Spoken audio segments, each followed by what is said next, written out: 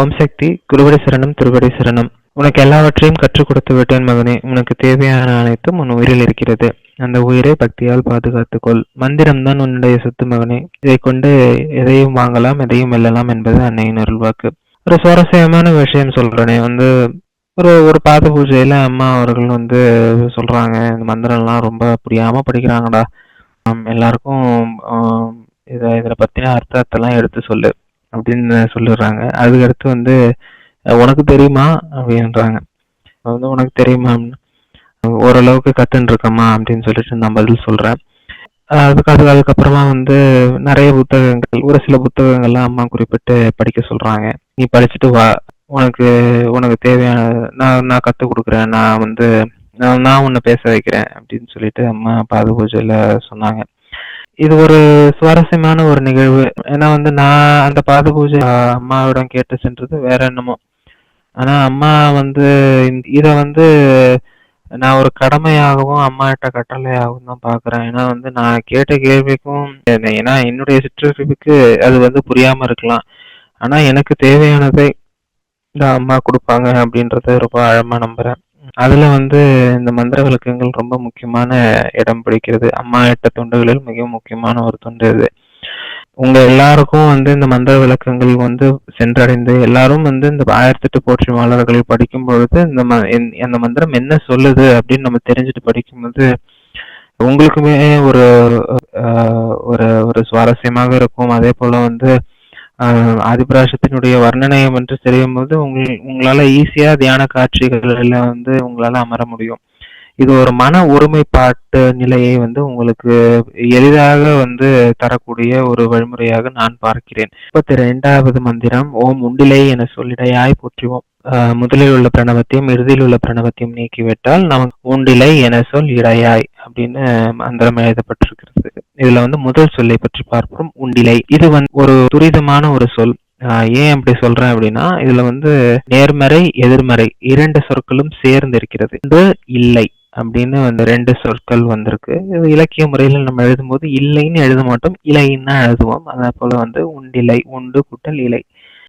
இந்த சொல் என்ன அர்த்தம் அப்படின்னா இருக்கு ஆனா இல்ல அப்படின்ற அர்த்தம். இது எக்ஸாக்டா நம்ம இந்த மந்திரத்தினுடைய பொருளை நம்ம விளக்கும் பொழுது கூட அந்த மாதிரிதான். இடையை பற்றி சொல்லும் பொழுது இருக்கு ஆனா இல்ல அப்படின்னா என்ன புலவர் இங்க என்ன சொல்ல வருகிறார் அப்படின்னா, அம்பிகையினுடைய இடை எவ்வளவு சுருங்கி இருக்கிறது அப்படின்னா அது இருக்குதா இல்லையானே பார்க்கிறவர்களுக்கு தெரியாத அளவுக்கு இருக்கக்கூடிய ஒரு தன்மையை உடையதாக உள்ளது அப்படின்ற ஒரு வர்ணனையை புலவர் இங்கே வைக்கிறார்.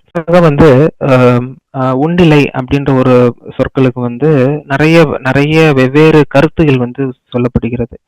பொதுவாக ஆஸ்திகம் நார்த்திகம் அப்படின்னு 2 பதங்கள் நமக்கு கேள்விப்பட்டிருக்கோம். ஆஸ்திகர்னா அப்படின்னா நமக்கு மேலே ஒருத்தர் இருக்கிறார், கடவுள் நம்பிக்கை அப்படி உள்ளவர்கள் ஆஸ்திகர்களாக கருதப்படுகிறார்கள். அதே போல நாத்திகர்கள்னா கடவுளை நம்பாதவர்கள். அது என்னன்னா நமக்கு மேலே யாரும் இல்லை அப்படின்னு ஒரு வலுவான கொள்கையை அவர்கள் கொண்டிருப்பார்கள். இந்த பதம் இந்த 2 ஆத்திகர் மற்றும் நாத்திகர்களுக்காக பயன்படுத்தப்படுகிறது. இப்ப சில பேர்கிட்ட இப்ப கொஸ்டின் ஒரு கேள்வி எழுப்பப்படுகிறது, கடவுள் இருக்கிறாரா அப்படின்னு கேட்டீங்கன்னா, ஒவ்வொருத்தர் இந்த உலகத்தில் வாழும் ஒவ்வொருத்தரும் கடவுளை ஒவ்வொரு விதமாக அவர்கள் உணர்ந்திருப்பார்கள். சில சமயம் என்ன நடக்கும் அப்படின்னா இப்பொழுது நான் கேட்டிருக்கிறேன், நான் மேல்மருவத்தூர் ஆன்மீகத்தில் இருக்கிறேன், நான் நான் கடவுளை உணர்ந்த தருணம், அம்மாவை பார்த்த தருணம், இதுதான் என்னுடைய கருத்தாக இருக்கும். அதே போல சக மனிதர்களை நான் போய் கேட்டேன்னா அவர்கள் ஒவ்வொரு விதமாக உணர்ந்திருப்பார்கள். ஏன் அவர்கள் சக மனிதர்களிடம் கூட கடவுளை உணர்ந்திருப்பார்கள். நமக்கு தேவைப்படுற நேரத்துல உதவி செய்ய ஒவ்வொருத்தரும் கடலுக்கு சமமானவர்கள் அப்படின்னு திருக்குறள் சொல்றது. இதுல முக்கியமான கருத்து என்னன்னா, இந்த உண்டு இல்லை, கடவுள் இந்த உருவத்தில் தான் இருப்பார் அப்படின்னு சில பேர் வழிபடுவாங்க, அது உண்டு அப்படின்ற ஒரு சமயத்தை சேர்ந்ததாக இருக்கும்.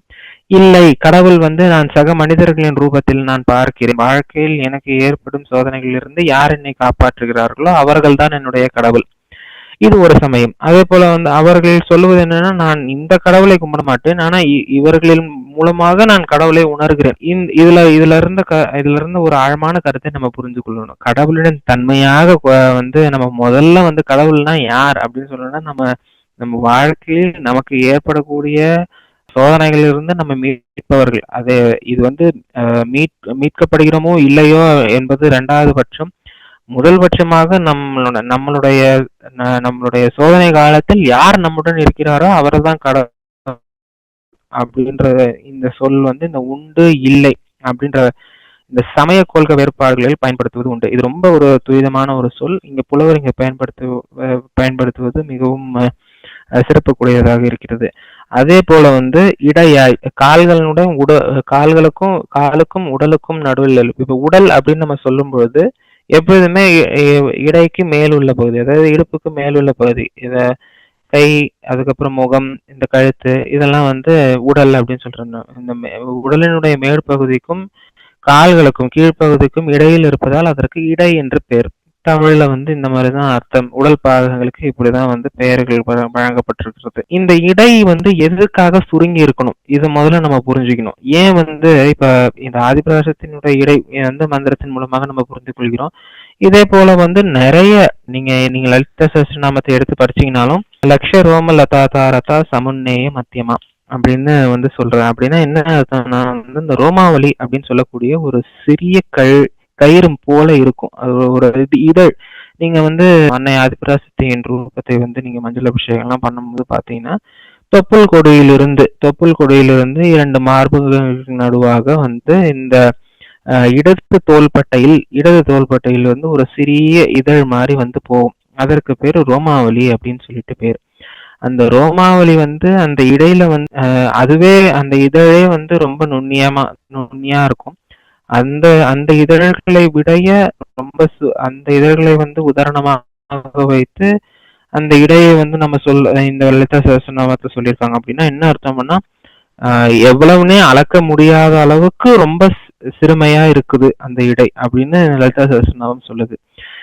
இது மட்டும் இல்லாம தேவியினுடைய எல்லா ரூபத்திலையும், அதே போல வந்து நம்ம சீதா தேவியோடைய ரூப வர்ணனையை எடுத்துக்கொண்டோம் அப்படின்னா கம்பராமாயணத்துல கம்பர் வர்ணிக்கும் பொழுது சீதையினுடைய இடை வந்து இருக்கா இல்லையா அப்படின்னு வந்து தெரியாத அளவுக்கு வந்து ஒரு வர்ணனை. அதனால வந்து இந்த ஓமை வந்து நிறைய இடத்துல வந்து மறுபடியும் வருவதை நம்ம பார்க்க. இது ஒரு உதாரணத்துக்கு இப்ப நம்ம இதுதான் இந்த மந்திரத்தினுடைய கருத்து. வெவ்வேறு கருத்துக்கள், வெவ்வேறு கதைகள், இந்த மந்திரத்தினுடைய தொடர்புடைய கதைகள். இதுல முக்கியமான ஒரு விஷயத்தை நம்ம புரிஞ்சு கொள்ளணும். இடை ஏன் சுருங்கி இருக்க வேண்டும்? அதுவும் முக்கியமாக வந்து பெண்களுக்கு வந்து இந்த தேவியினுடைய ரூபவர்ணனையில் தான் வந்து நிறைய இந்த இடை சுருங்கி இருப்பதை நம்ம பார்க்கிறோம். இடை சுருங்கி இருப்பதனால எந்த உடலுக்கு என்ன ஏற்படுகிறது அப்படின்னு சொல்லிட்டு நம்ம பார்த்தோம் அப்படின்னா முக்கியமா மருத்துவ ரீதியாக நம்ம பார்க்கும்போது இடுப்பை சுற்றியுள்ள கொழுப்பு வந்து நம்ம நிறைய உடல் உபாதைகளை வந்து தரக்கூடியதாக இருக்கிறது.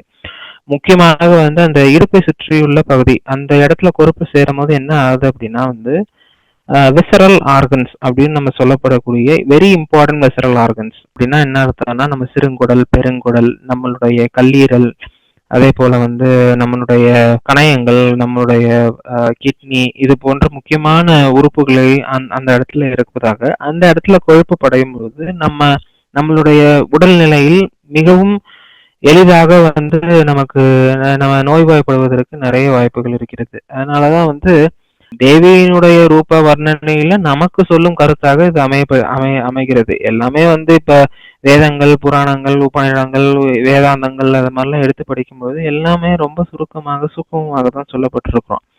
அதனுடைய சில பேர் வந்து கதையாகவே பார்க்கிறார்கள், சில பேர் கதையை வந்து அதுல இருந்து கருத்தாக பார்க்கிறார்கள்.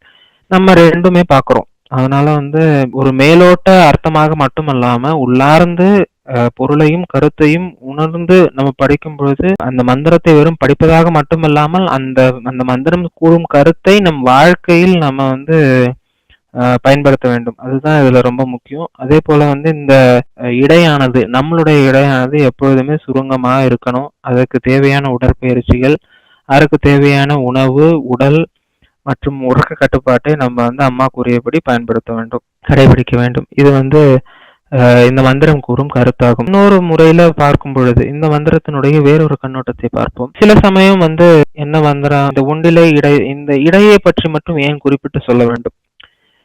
இது ஒண்ணு நம்ம பார்க்கணும்.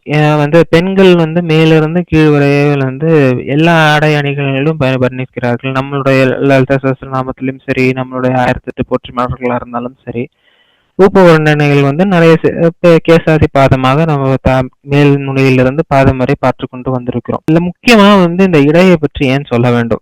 ஏன்னா வந்து இப்ப இந்த இடையை பத்தி ஏன் சொல்லணும் அப்படின்றது ஒரு ஒரு கேள்விகள் வருகிறது.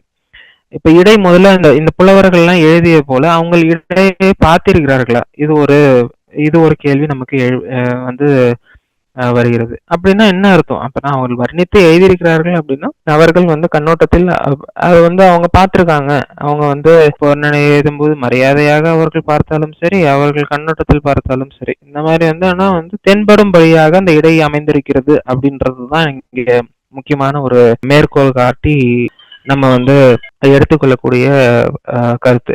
பொதுவாக நம்ம தமிழ் கலாச்சாரத்தில் என்ன பண்றோம்னா, நம்ம தமிழ் கலாச்சார உடை அப்படின்னு சொல்லும் பொழுது சீலை வருகிறது. இந்த சீலையை வந்து நம்ம அணியும் பொழுது என்ன பண்றோம் அப்படின்னா, பொதுவாக வந்து மேல வந்து நம்ம ஒரு இந்த மார்பகங்களை மறைப்பதற்காக இந்த மேலே போட்டுப்போம். முந்தானை விரிப்பு, முந்தானை விரித்து கீழே வந்து சேரை வந்து நம்ம பெண்கள் அணிவதை நம்ம பார்த்திருக்கிறோம்.